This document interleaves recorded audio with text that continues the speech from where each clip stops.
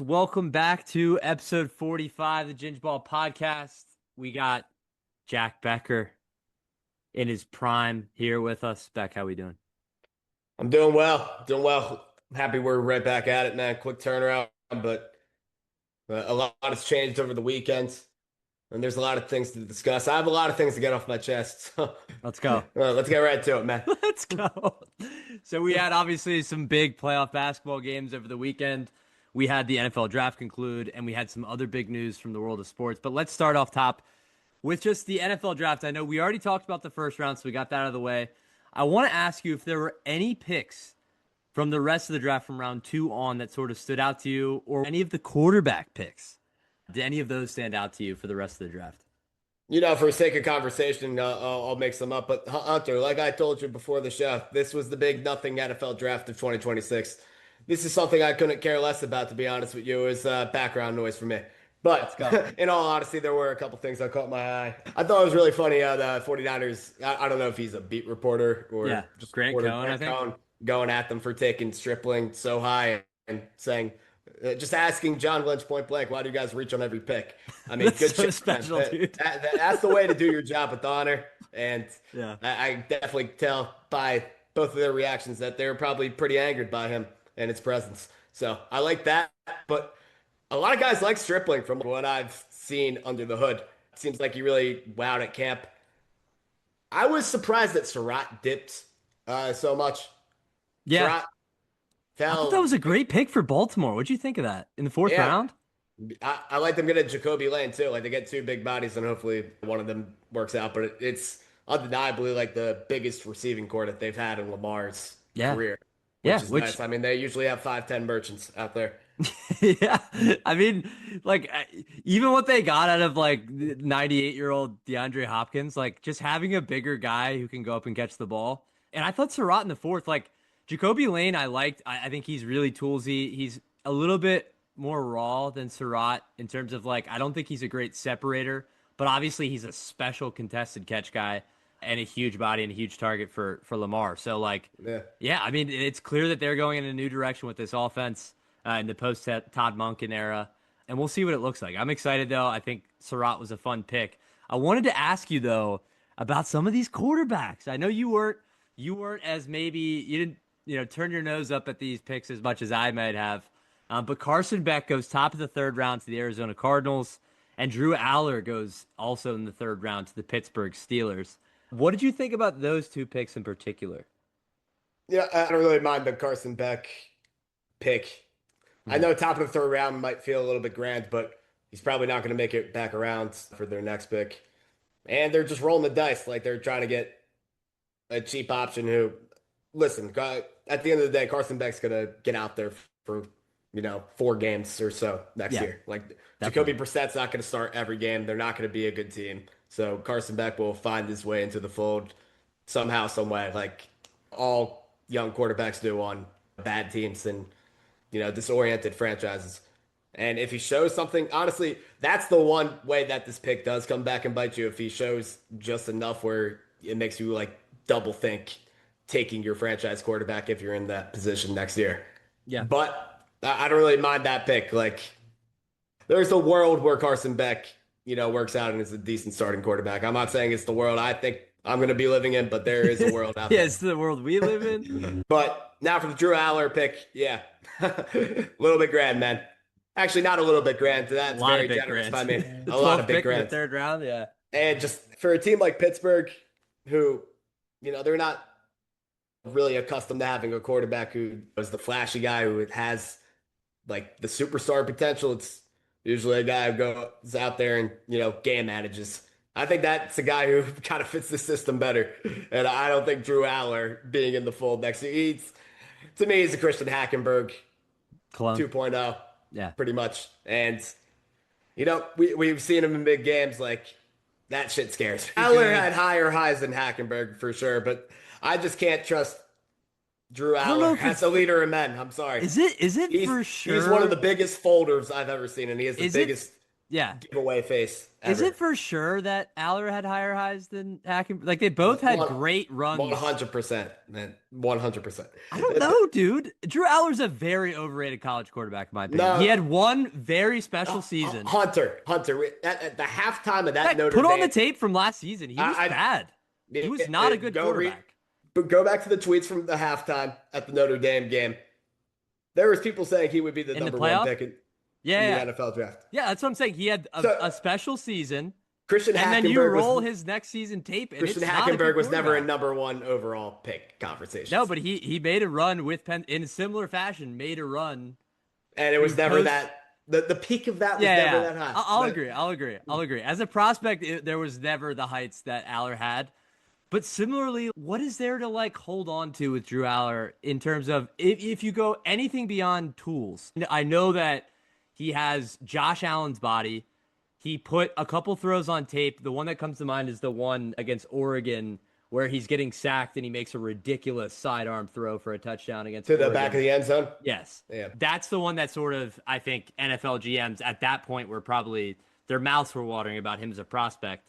But you watch entire games of Drew Aller, and there's just so many throws where it's either he's short arming it, which to me signals that, and maybe this is something that an NFL coaching staff can help with.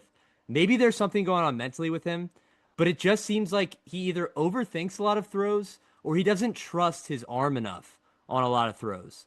So maybe Yeah, that's man, a and like, and confidence even thing. if everything does work out with the physicals, like I just don't trust the leadership. At the end of the day, I don't think he can. He's the guy who's going to be leading you out for a fourth quarter drive and have the full belief of the locker room. Yeah. And that's, I mean, that might be an unfair criticism from afar. I was going to say, we haven't sniffed the But locker room. that's something you can visibly see with him. Like he gets shook in the moment, and Yeah.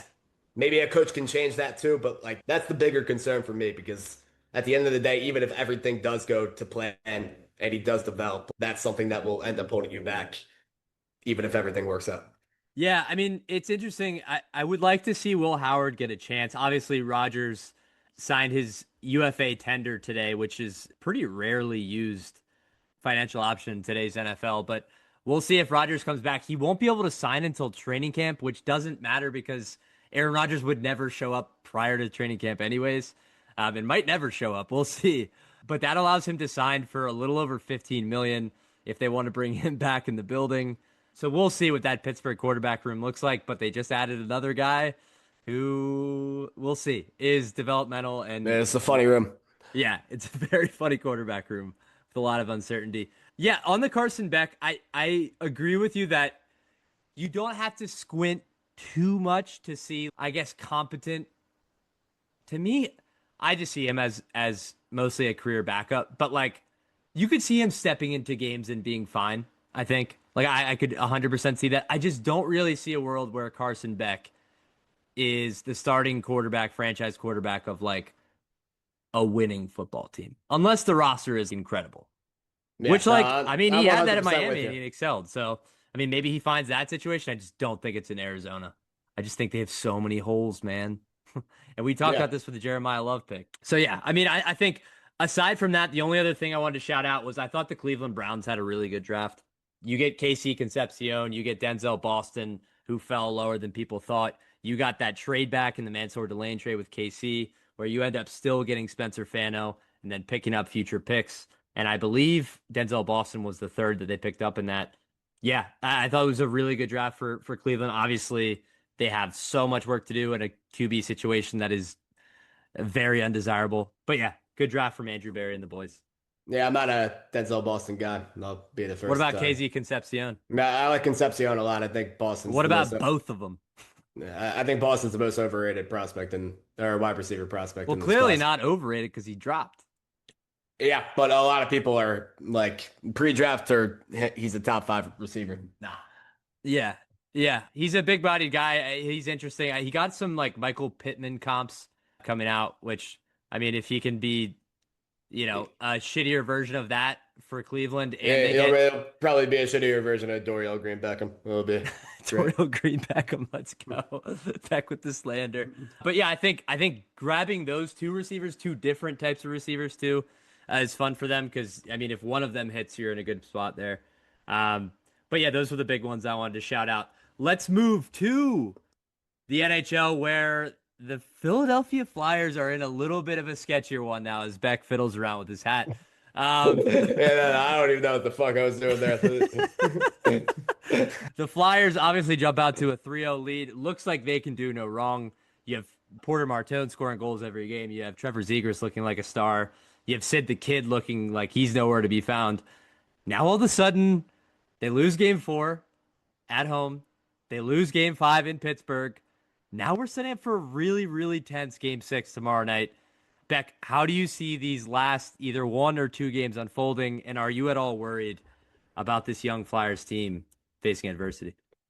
Yeah, I'm 100% worried. I mean, not in terms of them facing adversity. I think Pittsburgh has just found some things out that, are working for them on the ice.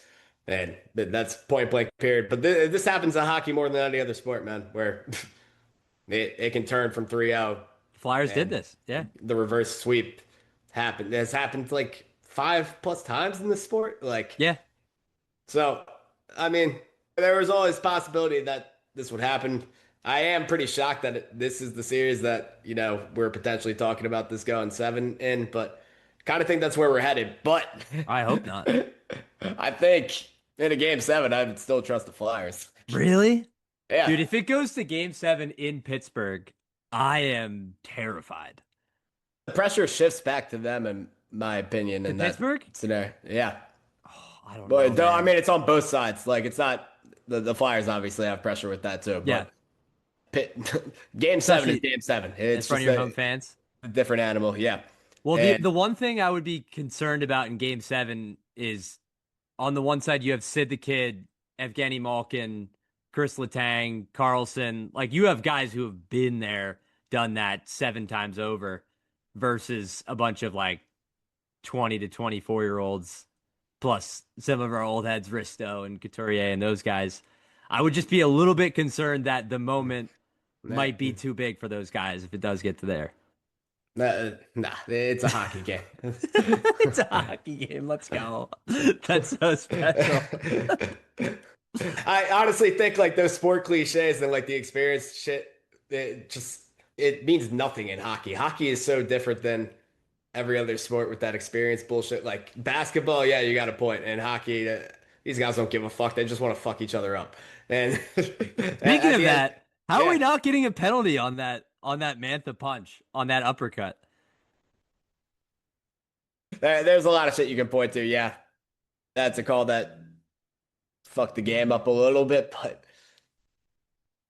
I'm here to see these guys hit each other at the end of the day. So right after the buzzer sounds in the third period and we're going to game 6 and we hit Crosby just for the fuck of it, that's the shit I like. Little So the Claude Giroux moment being, shit.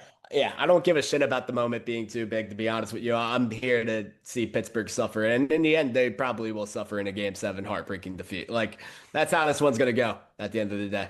I'm Really? not any hockey, aficionado, but I can tell you one thing. Pittsburgh is so locked in on coming back in this series, but once you get the series tied 3-3, psychologically, as a therapist myself, I can just feel that Pittsburgh will let their guard down in that type of scenario, and that's where the Flyers can catch them off guard, which is where they're at their advantage. Hmm. Wow. This has the Was that a potential. nice manifesto? This has the potential for us to get dunked on in epic proportions. Well, fuck them. I'm here. I'm an open book. I'm an open book. The other thing I just wanted to point out was like, obviously Michkov gets scratched in this one, and Alex Bump gets a chance. He plays incredibly, scores a goal. I think leads the Flyers in shots. It was either him or Tippett, but Tippett didn't get any on target. Bump looks like he's going to be a key factor in these last one or two games for us here. What'd you think of Tocchet going away from Michkov, the talented rook, Yeah, I and mean, going to and I Bump mean, there? there's some fireworks there, but that's the type of shit that will get them amped for a potential game 7 or a potential appearance and a goal in game 6. Like, Yeah, I wouldn't you be know, shocked if he was back in the fold at some point here. Yeah, and then if they lose tomorrow night, then hell yeah, I think everything's on deck. yeah. Yeah, I mean Tocchet said he might switch up some lines. He said also Bobby Brink might get a shot here. in similar fashion to how he slotted a bump in there. But yeah, I'm excited. I think coming back to Philly, I'm not as confident as you that we go to Pittsburgh and win that. I think that's a death sentence. I think we end it tomorrow night in Philadelphia. We bring it home and we move on, and then we probably just get absolutely butter bagged work by the Carolina Hurricanes. But it would still be fun to get one over on Pittsburgh. Yeah, they're kind of They're a wagon. yeah. They're an absolute wagon. But let's move to another Philadelphia team, the Philadelphia Phillies. Today, Dave Dombrowski fires Rob Thomson as the manager. Then it's reported that they offer the job to Alex Cora, who was recently fired by the Red Sox. He declines, says he needs time with his family. And we go with our bench coach, Don Mattingly. What do you think of all of this and the future outlook? This team is such a dumpster fire. Dude. Like So funny, dude. There's never been a more stale team in American sports history. I just can't get over Seriously, Cora man. saying no. How the fuck are we saying Ayo, A-OK? I'll be Ayo, A-OK in 2026. Like, are we serious? How's Alec Boehm still on the team? How's Alec Boehm still his hair at the same length as he did in 2021? I mean, this team's stale. Team's stale as shit.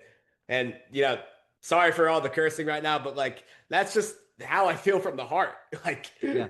And that they should have felt that since the Mets series, honestly, in 24.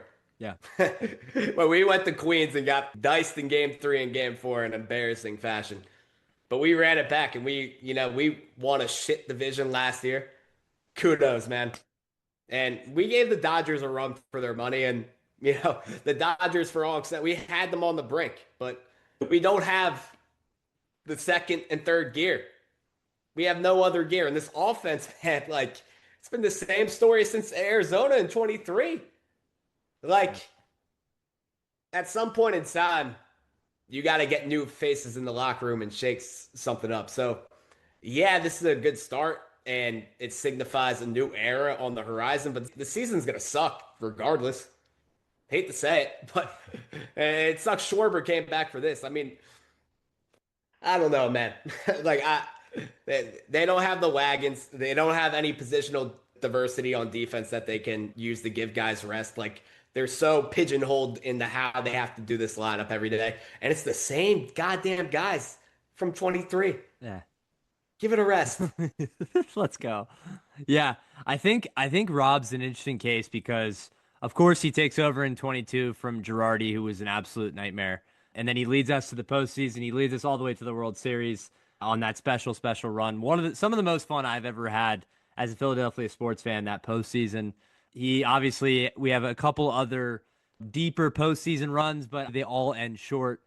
And, in his tenure as the Phillies manager, we are, if not the best team in the NL East, we're, the wild card every year going to the playoffs. But at the end of the day, when you get, 4 or 5 runs at it and it keeps ended up coming up short, and then it's sort of that diminishing returns where, we started at the World Series and then we lose in the NLCS and that just keeps sort of dropping. And the top end outcome just gets worse and worse as our guys age and fall out of their prime. And as you said, it's a lot of the same guys in the rotation every day, playing baseball every day. And it's a lot of the same guys underperforming with low batting averages and no juice in their bats. And unfortunately, we had some great pitching staffs during the Thompson tenure and just couldn't really get anything done. It's crazy to think about how many elite starting pitchers we've had, and to just let that go to waste sucks. But at the end of the day, Rob, I think people will remember him not even fondly. real quick. Just one point. The pitching staffs have been able to make it innings through the playoffs. Like, it's not just regular season. Like, they have completely wasted that. So yeah, to your point there. Continue. My bad. Yeah, no, you're good. And then last thing is, I think how people will remember Rob Thomson will be a fond memory of some fun baseball that we had here in Philly coming out of a pretty dark period where it was bleak, man, for the Phillies for a long time. Like, from that special group with Chase and Ryan and Rollins and Chooch and all those guys till, we went through some dark periods. To get us out of that and to get us back contending was a lot of fun. But yeah, I think it's the right decision to move on from Rob at this point. We'll see who the permanent manager will be. I know Mattingly's the interim, but that's not obviously going to be a long-term solution with his age. No, no, Um, and we've seen him at yeah, the helm. he's We're a good. retread at this point. So yeah, we'll see. It'll be interesting. It's funny that Cora said no. I thought that was another noteworthy part of this. Just it just seems like because we were talking about it in the group chat. It's like Cora seems like a no-brainer because he's worked with Dombrowski in the past. They've had a lot of success. He's just he has no interest in this project, which I don't blame him, man. Like if Well, you want yeah, to I dip mean, your toes back in, this isn't the spot for it. he knows how it goes when Dombrowski sees the teams at the end of the road. You're not contending for another 5 years. Why would he sign up for that? Yeah. Makes no sense. Do you think at any point this is just Dombrowski trying to find a scapegoat for a flawed roster that he put together? Sort of. Just, I mean, this move could have been made, and I would have been like much more with it and all in with the Phillies if it's done in the offseason. If you're putting your foot down and saying we're changing something up, but this is what happens when you sit on your hands. Like Hmm. you start 9-20, and you're the laughing stock of the league up there Yeah. at the Mets. I mean, gonna be a long season, man. Gonna be a long Yeah. fucking season. I just think anytime your GM says, I like what we got, it normally means that things are not going well, man. It never ends well. I mean, it comes back to the point of them being pigeonholed. Like Yeah, 100%. they're committed to playing Harper at first because he doesn't want to go back to the outfield. But we can, read between the lines there. Schwarber, you have to have him at DH. You can't have him in the outfield. Then you have a bad fielder in Adolis Garcia that you run back the same kind of formula that you have in Castellanos, which makes no sense when you get Castellanos out the door. Like the whole thing's crazy. And Yeah. Bryson Stott and Alec Bohm are still on the fucking baseball team. Yeah, the daycare guys. I mean, you can't make it up, man. And you bring JT back for a good bit of change. Like, yeah, let's just keep. These guys probably aren't sick of each other yet. They probably love going to the ballpark every day. Right. Like, get the fuck out of here, man. What Yeah. No, it is dark. I mean, unbelievable work. it's Dombrowski also is not too dissimilar from Daryl Morey to me in the way that like I mean he had more success than Daryl prior to Philly, but like a guy who had success elsewhere comes to Philly with the intention of turning things around, sort of brings them back to, competitive playoff teams consistently, but just doesn't have the juice to get them over the top, keeps trying the same shit over and over again. And I wouldn't be surprised if both of them are out of the door here in Philadelphia soon. But yeah, I think for right now, Rob, obviously with the start this season and sort of just, as I said, some of the diminishing returns, it's not a shocker. But let's get to the NBA. It's what we know best here at Ginge Ball. And we're going to start with some playoff series. Obviously, the first one that I want to get to, the Detroit Pistons, man, are in absolute trouble against the Orlando Magic. We've talked about it, how this was a bad matchup for them and how we maybe should have seen this coming. But Beck, what did we see in that game four? And what do you think about the rest of this series? I mean, kudos to us for not being faked out by the game too. I think Yes, special. we sniffed this one out perfectly. But yeah, turns out not having another guy that can create besides Cade is It a turns out much it's an bigger issue issue. than we made it out to be. And I really truly feel stupid for not kind of seeing through, what that would end up looking like in a playoff setting. And yeah, man, they turn the ball over way Yes. more. The turnovers are the thing I did not see coming, as well as Jared Durant turning into a ghost and getting baptized by a guy who's dating Jamal his Cain. ex-girlfriend. Like, I mean, this shit is Wait, unbelievable. what's that? What's the last part? Wendell Carter is with Angel Reese after Oh. He Jared wasn't the Durant. one who dunked it, though. Yeah, no, I'm saying I mean, Wendell Carter's outplayed him Oh, yeah. for the first four games, 100%. Oh, I which thought you were is talking about the Jamal Cain dunk. Talk about no, getting I mean, baptized. Holy yeah. shit. Well, Angel Reese put that on her story. So imagine seeing your ex putting you getting baptized on her. So Yeah, I mean, that's crazy this work. is just some of the sorriest shit from Durant I've ever seen, and he's gonna have to look himself in the mirror after the season because I mean it's wraps for Detroit, man. I'm sorry to say, they might get Game 5, but I mean it. Like Orlando's not even playing like lights out. No, they're playing. Dude, Paolo It- and Suggs were terrible in no, game four. This is the same Orlando Magic basketball that you're accustomed to, Yeah. but it's good enough to be up 3-1 on Detroit. And I mean, this Magic team doesn't lose at home. It's good to see Ja Yeah. You and said Jaren that out too. supporting my boy Bane. Yeah.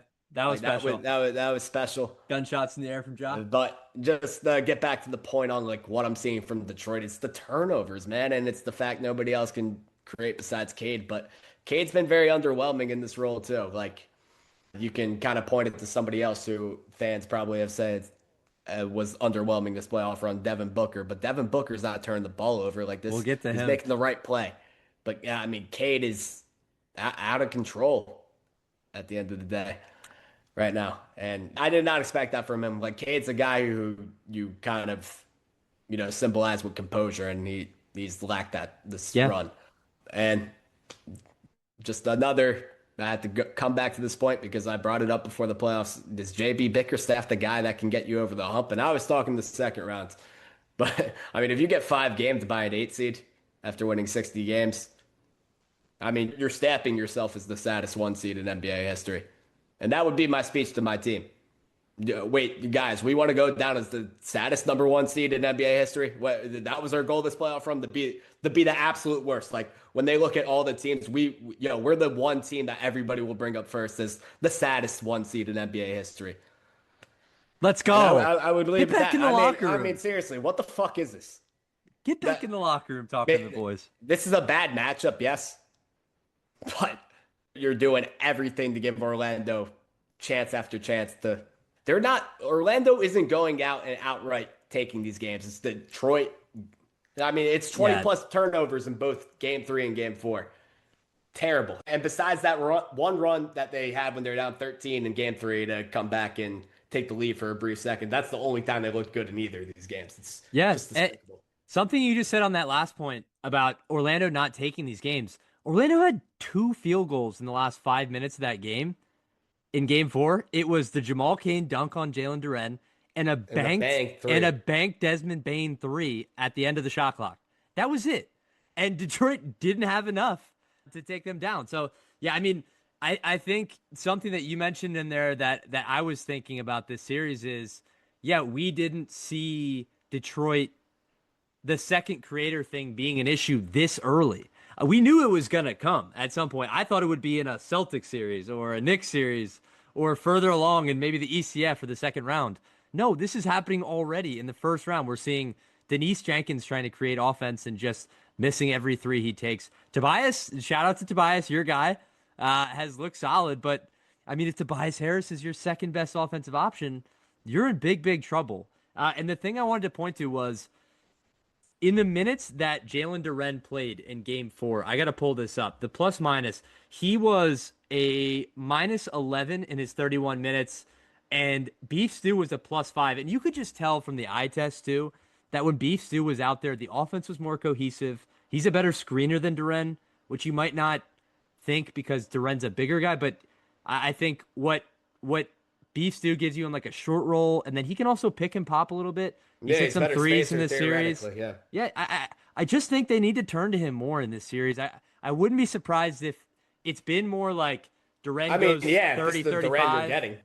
Yeah, and I think in this series it is, dude. Like he's a liability on both ends right now. Which I mean, if this series he is, then he's going to be bad. Like, if Wendell Carter's giving you the fits, man, like, it's going to be yeah, it's trouble gonna be tough whenever sledding. that Shout out happens. to Wendell though; he's been really good. And He's probably been the surprise of the series to me, just because I thought he was gonna get dominated. Like, if there was any part of this series that I thought definitely favored Detroit beyond Cade, it was that I thought in the front court, Wendell and Goga were going to have trouble. But they've been good, and Goga's given them some fun minutes off the bench. He had a couple blocks in this one, and Jamal Cain was solid too. But yeah, man, the Pistons, I'm just so disappointed. And like, you might be right. Like JB Bickerstaff, I know that this roster maybe is flawed in the way that they don't have a second creator, but like, you have to beat the Magic, man. yeah, You have to. you're getting the absolute least out of it that you could. Yes. And I know like you can get a bad matchup, and we've seen that in the past. Like I thought that when the Celtics played the Pacers, I think it was 2 or 3 years ago. It was before the first Pacers run. And it was that first year with Halliburton. And the Pacers In the conference finals? And how many did they lose in? Was it like it was like four It or was five? four. It Yeah, was four. but you could tell that that was like not a good matchup for Boston, even though Yeah, every they game was close. dominated that series. Which is what I'm saying is a good team, even in a bad matchup, will take care of business. And Detroit is just absolutely folding, and it's really disappointing.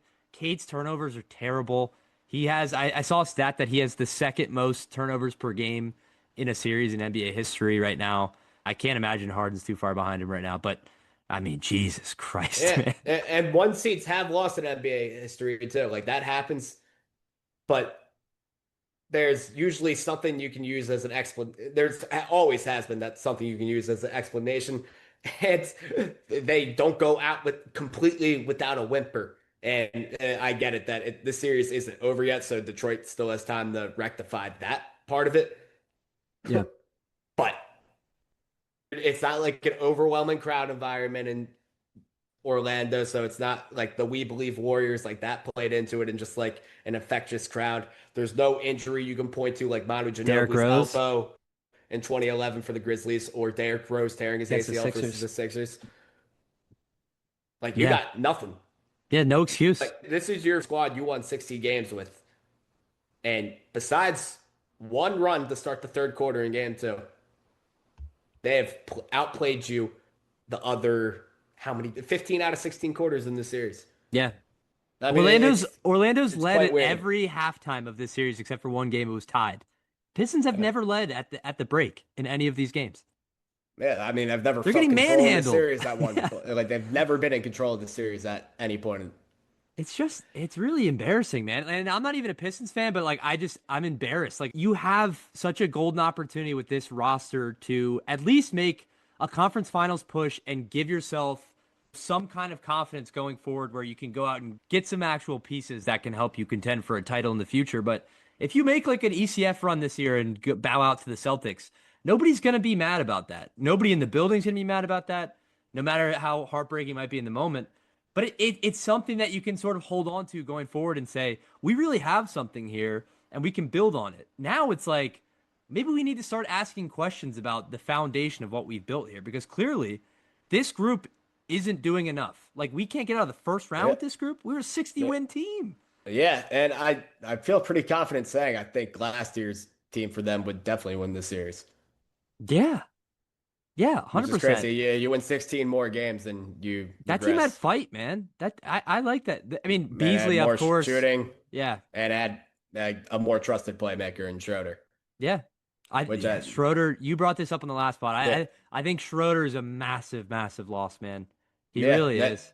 so I mean, you have to look at yourself and ask why they didn't make a move at the deadline either, because a lot of people were pleading for them to do so. So I mean, if Imagine they you're gonna go out in the first round to an 8 seed, yeah, that's caused to fire your general manager at the end of the day, because Yeah. it's not like these young guys besides Cade are showing you anything really at all.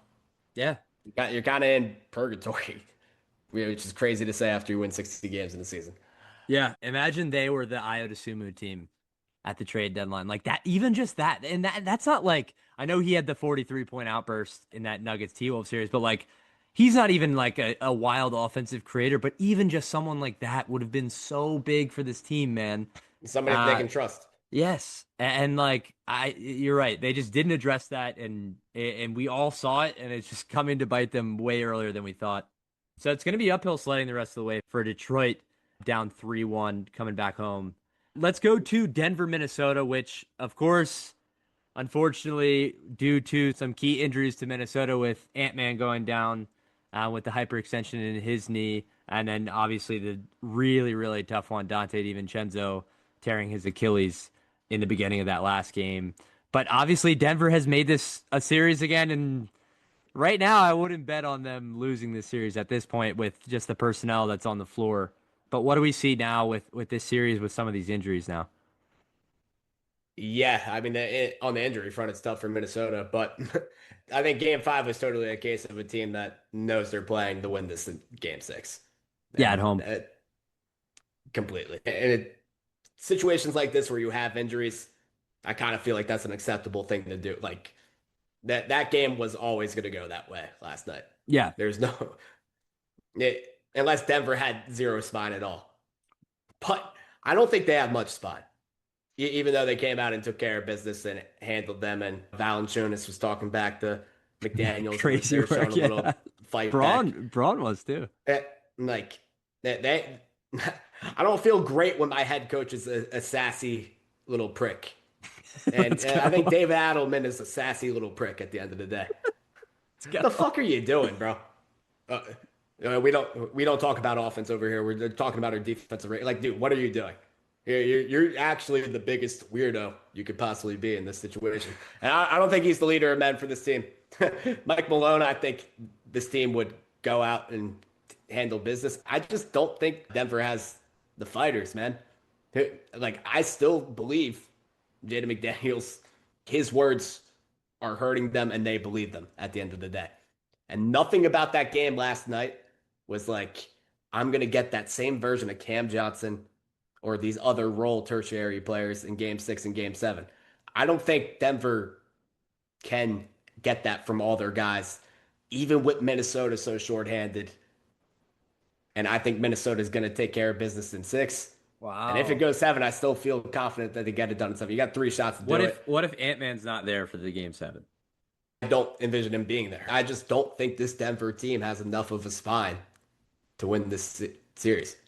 From like, and that comes a lot. A lot of it is the belief in the guy leading this locker room, their head coach. Like the very few times that head coaching matters a lot in the NBA is a situation like this where you got to rally the troops together.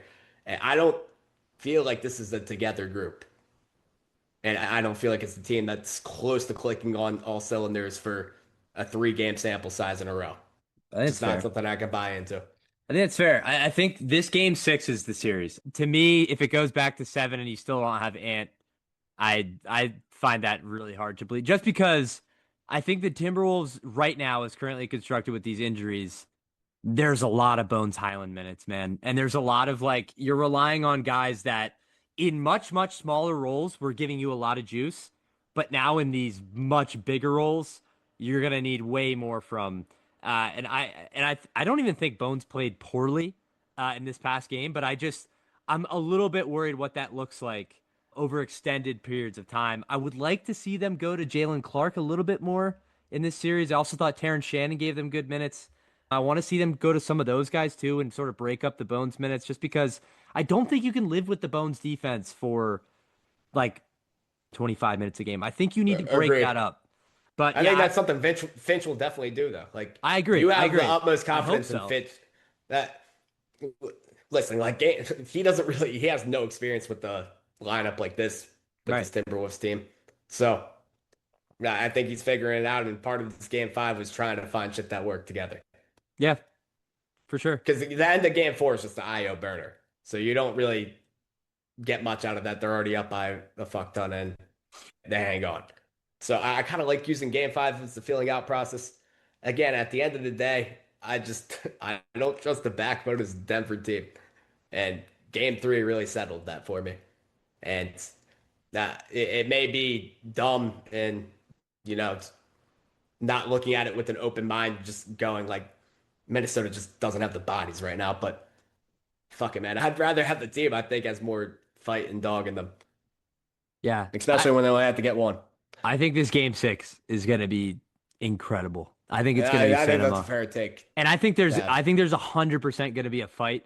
The emotions are going to be running high. This will probably be the best game of the first round, and I'm just so excited for it. I agree with you that I think this T Wolves team can win Game 6, especially at home. That crowd really gets rocking, man. And if you get another good performance from Io and some of these bench guys play better, I agree. I don't think Cam Johnson you're going to get. He was playing with so much confidence, which I think role guys one when they're at home playing with a Yeah. supportive crowd behind them, you get so much more confidence. But also like front running when you're up by a lot and playing like that, it's much easier to play freely than if it's a tight game on the road against Minnesota when Jaden McDaniels is up in your grill. So I'd like to see what that looks like from Cam in Game 6 and Christian Brown too. I think he's Uh, another guy who had a bounce back performance. Who I want to see what that looks like in a much tenser environment.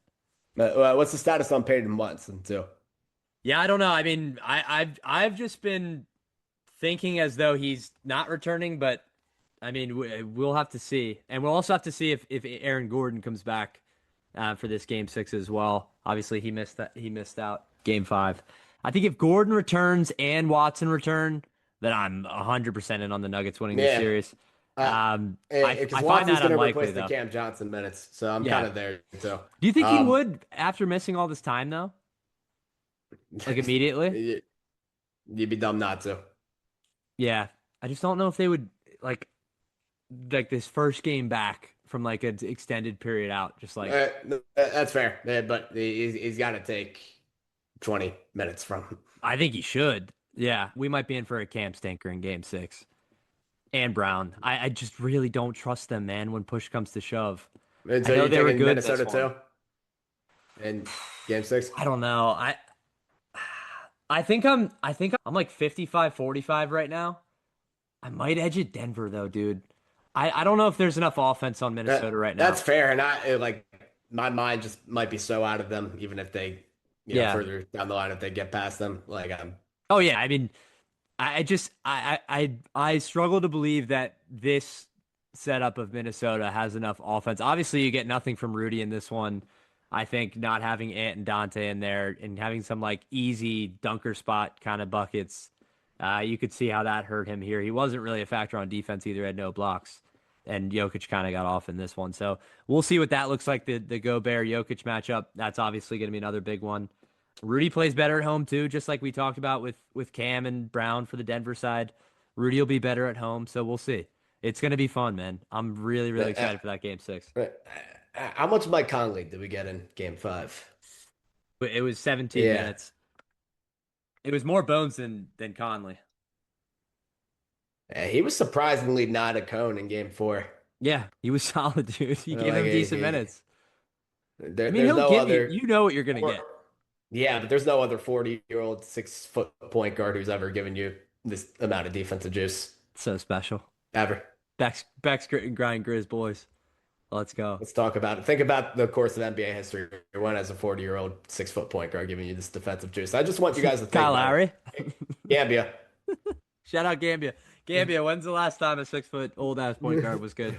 Let's go to the Sixers. Obviously, they're at halftime right now with the Celtics. They find themselves down at the break here, staring down the barrel of another first round exit. Obviously, they got absolutely obliterated in that game four.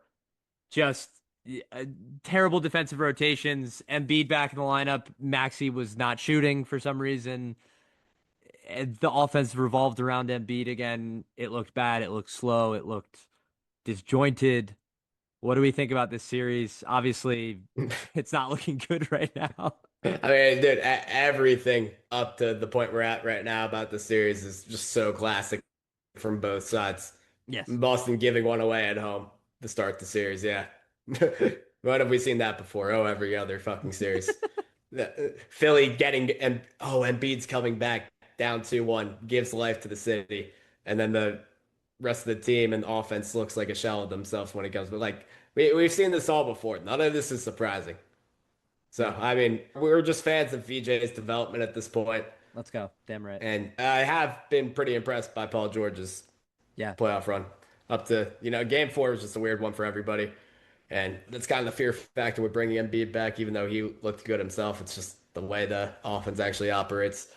But yeah, Peyton Pritchard, big time game three and game four. Baylor Shireman too, man. Like no dip threes. I mean, He's been getting good. busy with them. He's solid. Jordan Walsh playing Yeah, some good defense. he is soft, but again, it's just if this. I don't know. The East is so weak, but like if this is going to be the Celtics formula with this roster, like I don't buy it. To obviously, like I don't think anybody thinks they're winning the championship this year, and like even if they are my East pick, it's just like this is going to get it done in the end. So you don't have them coming out of the East. I do. I'm saying to To win like the NBA Finals. Yeah. if you're a person who thinks they have any chance of like making No. it a series, like No. Nobody in the East can fuck with OKC at the end of the day. yeah, I think Boston would get swept bad though. The It way they depends. play. We'll have to see if J-Dub's healthy by then. Because, I mean, Boston would have a decent wing advantage in that series right now with J-Dub injured. But yeah, the front court's not a good look, man. Like even in this series, like early on in game four, even when the Sixers are getting absolutely obliterated, you see Vooch just keep dropping all the way down into like the key and just leaving shooters wide open. And they have to play Vooch, man. Like if Kata gets in foul trouble, I know they've gone to Garza at times, but like, do you trust that high leverage playoff situation? I don't Man, think like I what would. difference does it fucking make? It's not like Yeah, Garza it's gives you not like like he's giving you anything more. So yeah, I think they have some real questions in the front court. I like Kata, but he's really all you have. So we'll see. I could see them making it maybe difficult for OKC if they have that advantage at the wing spot. But yeah, man, hell no. At the end of the day, that their wings aren't going to give you a better series than Dylan Brooks has just did. let's go.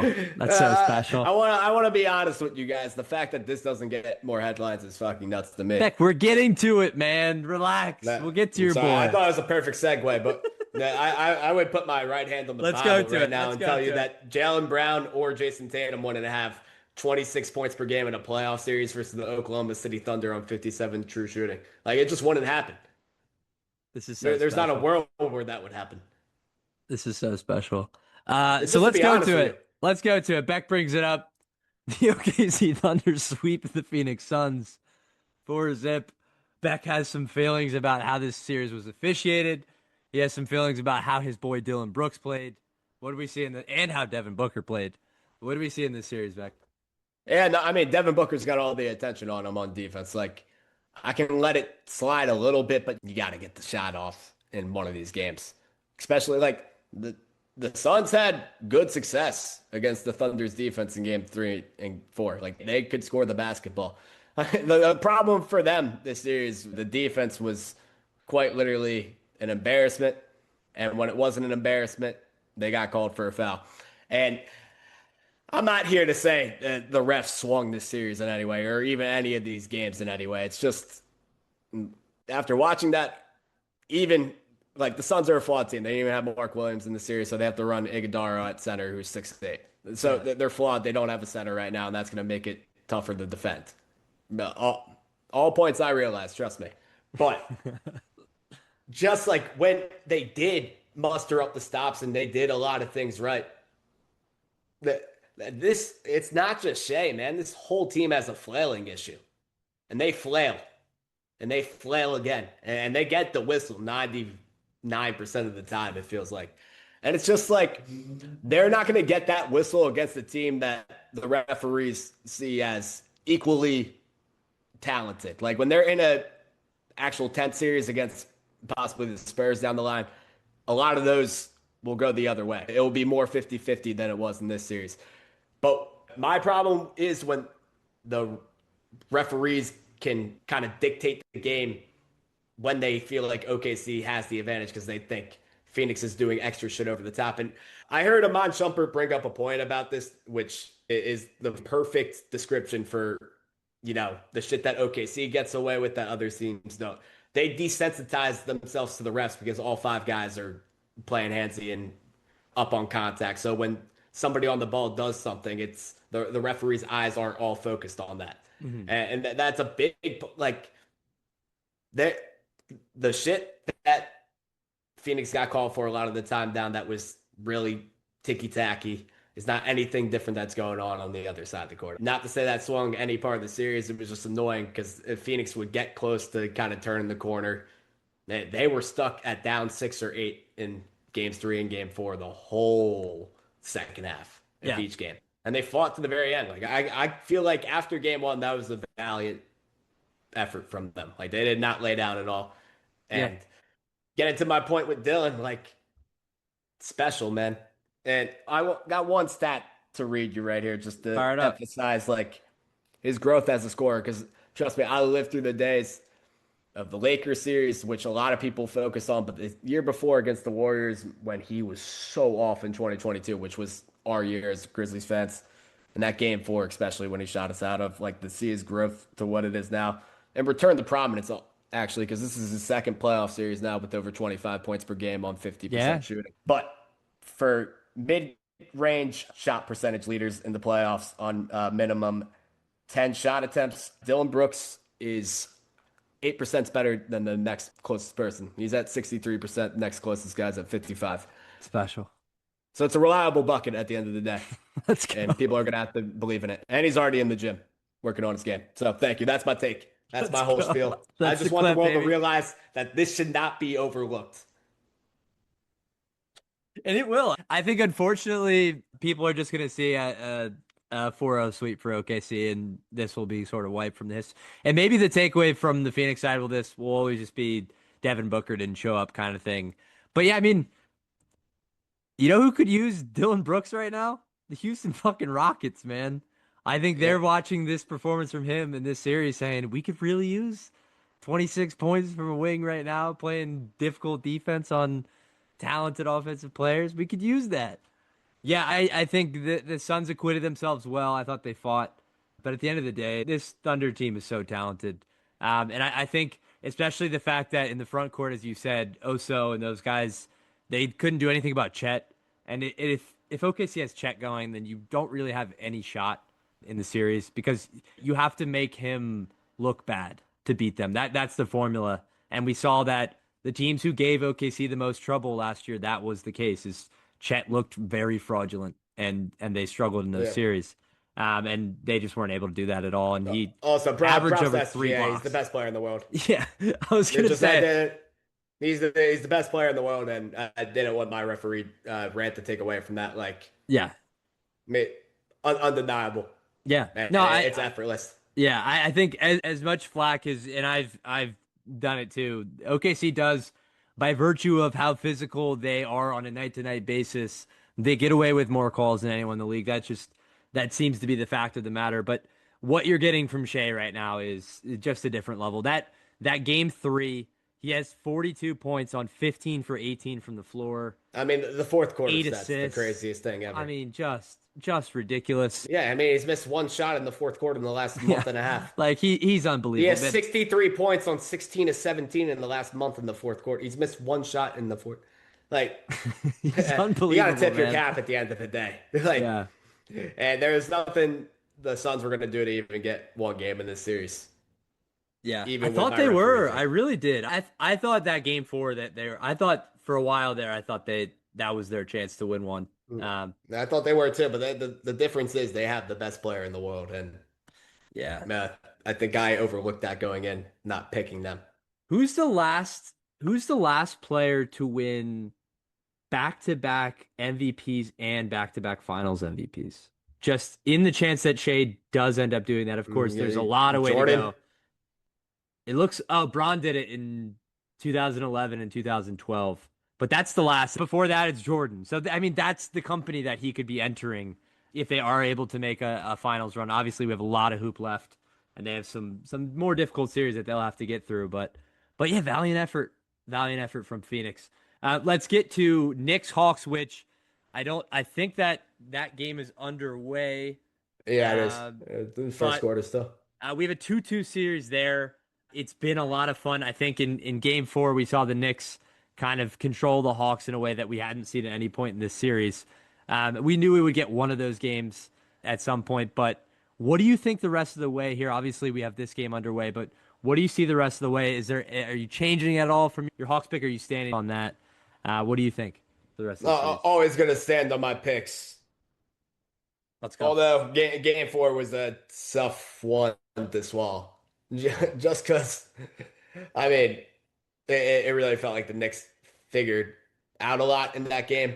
But that's a Knicks thing, too. Like, my trust in them to carry that over for the rest of the series is not there. It's just, some nights they'll have it, some nights they won't. And it's more so like with the Hawks just not having the reliable scoring punch to get it done to win a playoff series at the end of the day. Like that might be what stops them from winning the series, but it's going seven. Like it's just gonna go seven.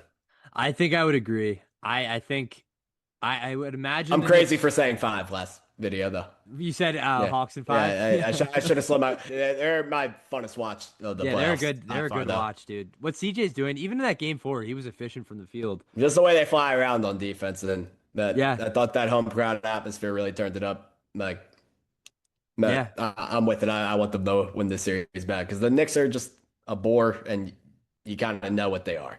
The Yeah. Hawks feel like they're untapped, and there's possibilities, even though we know they're not going to get it over the top. Too, it's a way better story and a way better watch, in my opinion. Yeah, I mean, I think the one thing you might point to in terms of the Knicks, in terms of something we haven't seen yet, is you saw in Game 4 a great version of Cat.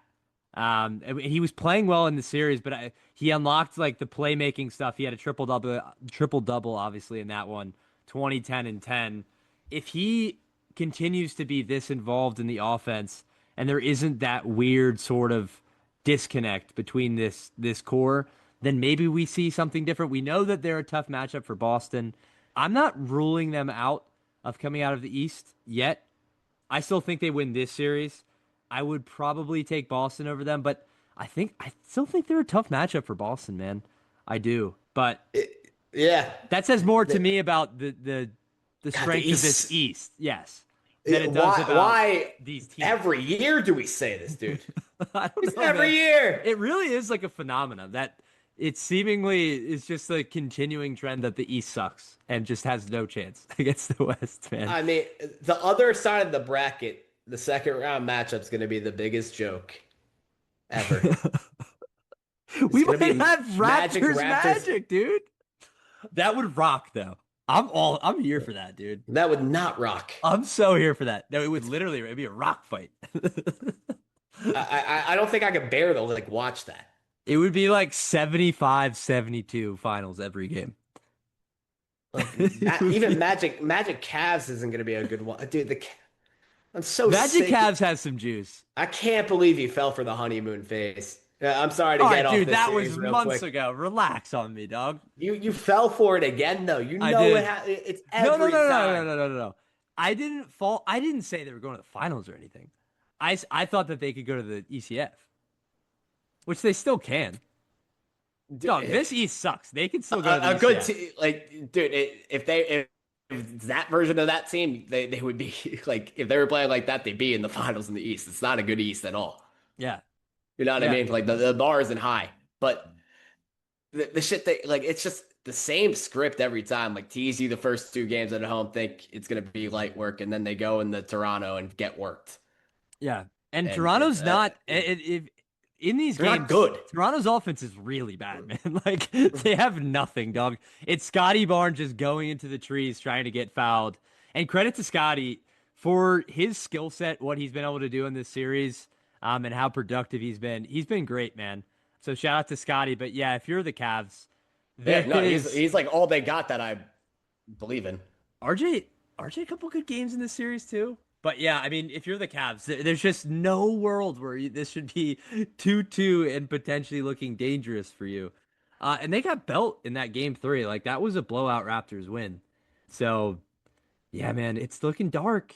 But yeah, I mean, for the Cavs, this is nightmare fuel. The way that James Harden is playing, I mean, we've seen it time and again, but The way their bigs are playing. Right? the way Evan Mobley is playing is The terrifying. whiny Cavs. Like what did it Let's go.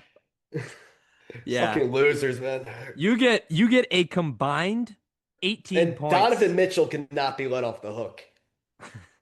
Yeah. I mean, Mitchell's shooting 6 for 24 tour date He in wants that it all game on his 4. plate. He wants it all on his plate. This Harden with whiny 7 Cavs team. turnovers. Yeah. I mean, Ugh. it's really bleak shit in Cleveland right now. But shout out to Darko. Shout out to those Raptors boys making that a series.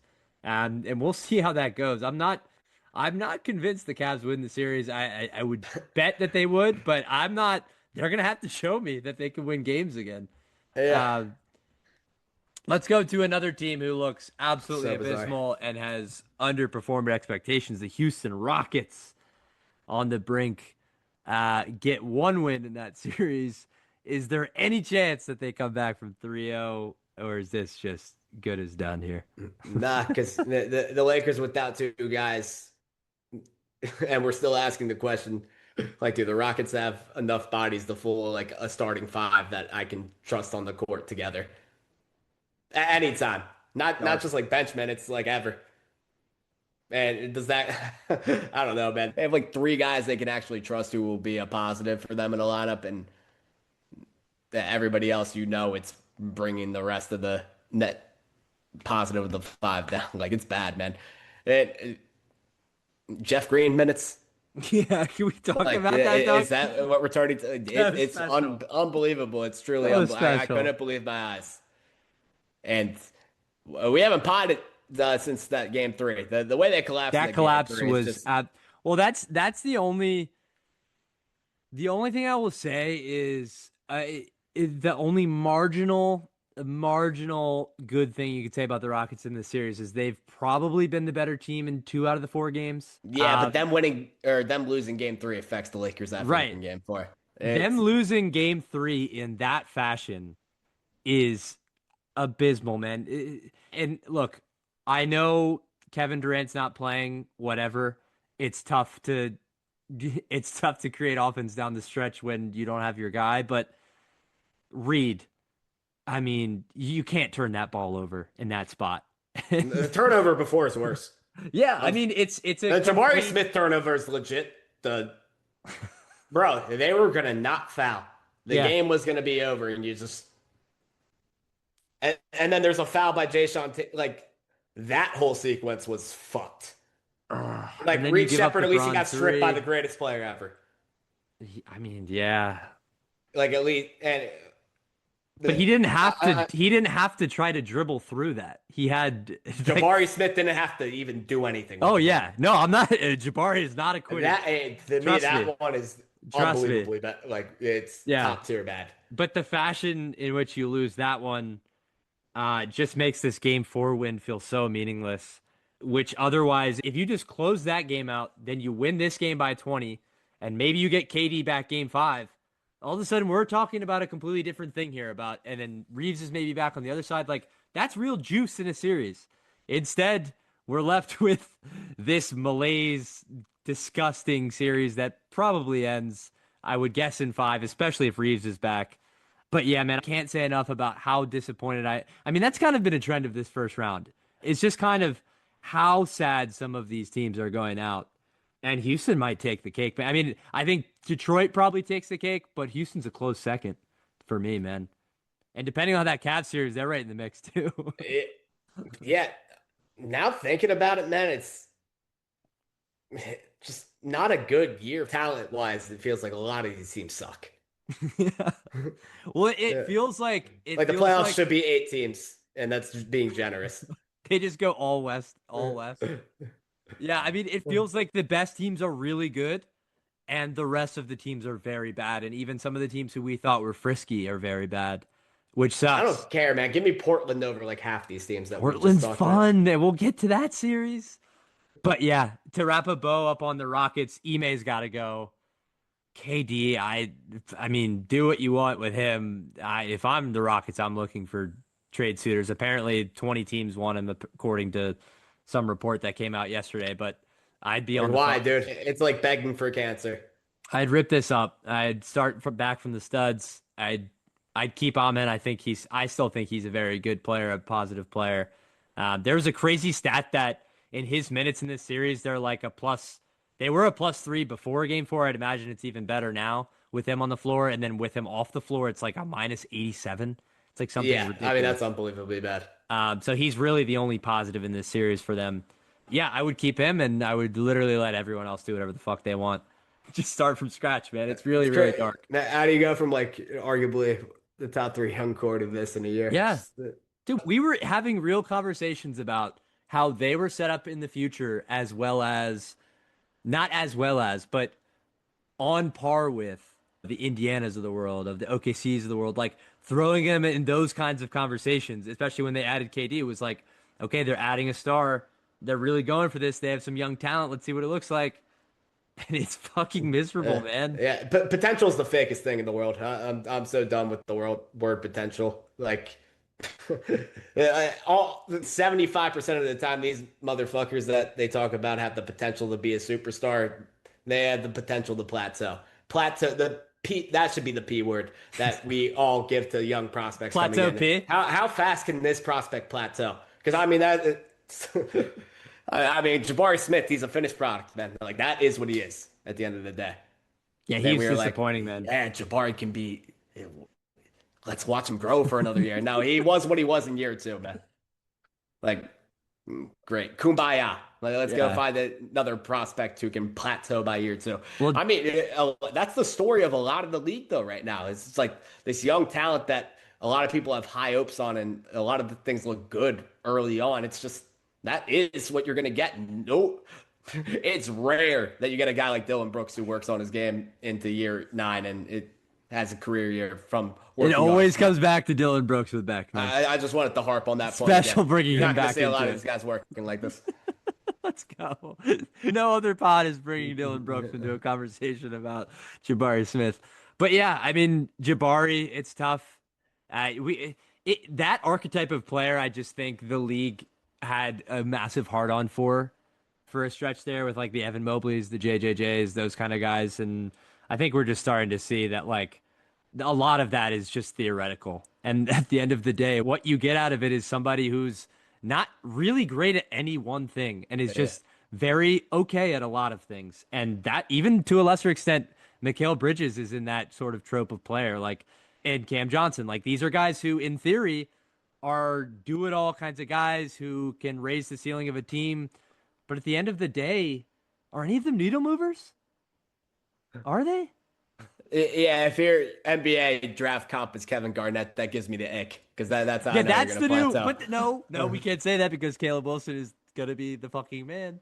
Yeah, All right, does that that give you pause with him? Because he's that archetype of player. nah, he's going to be the chosen one who actually lives up to it. He He's not is going to be he a is a plateau. different kind of athlete than any of these guys that we're talking about, Yeah, which does give me a lot but more and hope for him.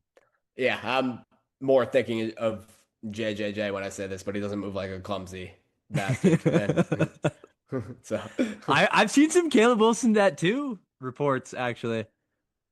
So yeah, we'll see what that draft looks like. it's apples and orange, or it's night and day when you compare it to Jared. Yeah. No, yeah, I'm I very mean, excited about Jaron Caleb. Jackson shoots the ball like Connor Mears. Let's be fucking serious. He really does, but he he has a special 3-point Yeah. percentage that people trick themselves into. So, From year um, two, yeah, it hasn't been good since then. yeah, He shoots like 33 from the line ever since then. theoretical P we're moving with now. So we'll see what that Lakers Rockets series looks like with Reeves back in the equation. I can't imagine it's pretty. Yeah, Let's Cindy, like finish the end of off. that. Let's finish off with the Spurs and the Blazers. Wemby back in the equation. For a minute, didn't seem like it mattered. The Blazers kind of taking it to the Spurs in that first half. They get out to a 17-point lead at one point before they absolutely get dismantled in the second half, and the Spurs end up winning this one by 21. What did we see in this one, and what do you think this series looks like the rest of the way? I mean, in game four, yeah, Wemby's really good. Yeah, That's what I saw. Yeah, he's really, really good. And yeah, he might ruin basketball. So that's potential down the line. But yeah, it sucks. I fell asleep for the end of game three, but I went back and watched Harper's masterclass. Like unbelievable, man. that's the story of the series. For them to take that game, that said a lot to me about them. Yes, yeah, Man, like also coming back in game four was said a lot about them, but like Wemby being there, like it's different. Like the fact they did that without him, where and the this, guys that did it, man. yeah, I've grown. Like you wouldn't think going in like the Spurs handling business like they should against the Blazers would, you know, give Move me you. confidence in them. Yeah, move me for that. That's exactly the term I was looking for. But it does completely because I'm kind of very enamored and impressed with this Blazers team as well. Yeah, And they're fun. I think the Spurs have met every obstacle in this series and they've overcome it. And I'm really proud of their young guys. Like Yeah. that's big time. And it's not the norm. Like usually this would be a 2-2 series and it's, too soon for the lights were too bright the first time around, but really good showing on the road for the Spurs here. Yeah.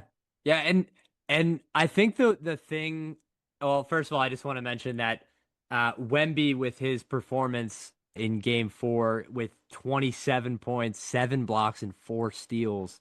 He's the first player in NBA history with 25 points, 7 steals, or 7 blocks and 4 steals since Hakeem, just putting up historic numbers. The way he's protecting the rim is ridiculous. It's the ones where somebody gets in the lane and they try to put up a floater and he just meets the ball at the apex. They really make you think like, what the fuck are these guys supposed to do, Yeah, man? it changed the game. Like there's no, you can't go in there. Like it's just not a bucket. And what he's been able to do has been special. He's already sort of knocking any of the concerns that anyone might have had about, you know, early playoff rust. Uh, and then that performance from Harper, especially down the stretch in that game three, the way he took the game by the balls, especially in that third quarter, there was a stretch where he has one play where he gets down in the lane, puts someone in the spin cycle, and finishes with his left. Then immediately on the next possession hits a wing three, and then I think a couple plays later hits like a step back three off the dribble. Like it was everything you Reminded me could of six ever man want. Harden. Yeah, it's. I mean, he's to me, he's gonna be a superstar. I have no doubt in my mind. He is special, man. I will stamp that. He will be one of these guys that is a 10-time All Star, All NBA kind of guy. He's special. He's the perfect sidekick for Wemby. You have Fox there too, who's kind of like the Drew Holiday type, where he gives you the offense, he gives you the grit defense, he gives you the rebounding. What is there that he's not giving you right now? I mean, it's really special. But I can't argue it. It's never thought I'd hear those words uttered. Drew Holiday was an all-star, man. He was a No, no, special I never player. thought you would say like we would ever say De'Aaron Fox is playing the Drew Holiday role to Oh, did I say perfection. Fox? I meant Yeah. I meant Castle. All right. Yeah. My bad. Stephon Castle. Yeah. I was like, Did I say Fox? yeah, I think so. Unless I Okay, was yeah, no, just. no, sorry. Yeah, Fox. Hey, Fox played well, but no, that's not who I'm talking about. Stephon Castle looks like a young Drew Holiday. He looks very impressive on both sides. I didn't think the offense would come this quickly for him. Pause. But what he's been able to do this early is special, and this Spurs team is dangerous, man. Already. Yeah, they got a good mix of vets too, like Barnes, Cornette, even Keldon Johnson for that matter, if Yeah. you want to call him that. But Do you yeah, think that this Spurs team, do you think that they could beat OKC? Especially, what if J Dub's not healthy? Do they win I'm that series? not not putting anything past them. I'm not going to say they can't do it. I don't think they would, but Mhm. If J Dub that missed, like, say J Dub missed like 2 or 3 games. yeah, then it's possible, man. Because I mean, you gotta. I'm moved by Harper. I Yeah, really am. yeah. Um, He's special, man. but yeah, I'm not going to make any proclamation about what they can't do after like being this wrong about them for like really made me have to take a look in the mirror and apologize. Yeah. I mean, there is still the chance that in a higher leverage series against like an OKC that the young guards don't look like this, but man, they look really good, dude, and they look very undaunted by the moment Yeah, is the biggest thing. I think they'll at least meet the moment. Maybe the shooting numbers some Yeah. nights are leave a lot to be desired, but I don't think the moment's going to overwhelm them. Yeah. Sixers putting up a fight right now. Peyton Pritchard getting so busy though. Yeah, Yeah, but I think that series is as good as done. We'll see what San Antonio looks like going forward. But yeah, I think you're right. The Blazers, there's so much positive that you can take from this. and beat hunched over. Yeah. I mean, it's just Oh no. this series gave you everything exactly you Did could they have. bring out a cane, dude? What is it? Dude, what the fuck? Just so classic. Jesus Christ, It's like dude. this is the most classic series ever. If you, Oh, I hope he's all right, man. If he rushed back and like fucked up his appendix, dude, that's gonna be so fucking oh my sad. god. But And that'll uh, wrap the show. yeah, geez. No, but just one last thing on the Blazers. I read that they're in the hunt for Giannis this offseason. That's fun to me. I would like to see them with him. I would wonder what the package looks like going the other way and what they'd have to give up to get that and make that happen. But yeah, if you're a Blazers fan, man, I think you should be very, very happy right now and very excited for what this looks like because they're showing me something, man. Denny's Yeah. special. Yeah, and there's obvious things that they can like work on too, like Clinton's finishing at the rims, like Yeah, something I that. like Klingen though. Yeah, I like Clinton a lot too. Like scoop, becoming a guy with the ball in your hands, not just like an off-ball player Scoot. right now. Let's go, Because Scoot. he had zero in game four, so Yeah. you know, yeah, he showed a lot in game two and game three, but that hasn't been the whole series. And yeah, like Bro, do they have a draft pick? They have a Grizz pick, don't they? I'll look it up. They don't own our pick, but that with the young, No, they only have a second. They have your second. It's protected 31 to 42. It's your second. was that all the Yank Hansen trade back was? Looks like it. That's 'Cause I don't crazy. I don't see any other Memphis. Yeah, well, maybe he becomes special too.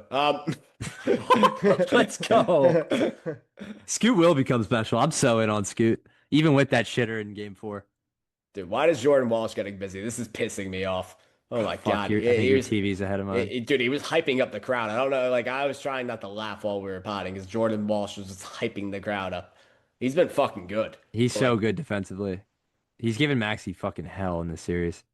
Yeah, hope Embiid's okay. But thank you, folks. We got some special playoff games. We got Knicks up by 12 over the Hawks. Looks like they're cruising in that one. We'll see how yeah, don't that speak too turns soon. out. Yeah, well, I mean, you never fucking know, especially with the Knicks. But folks, we'll see you next time. Have a good one.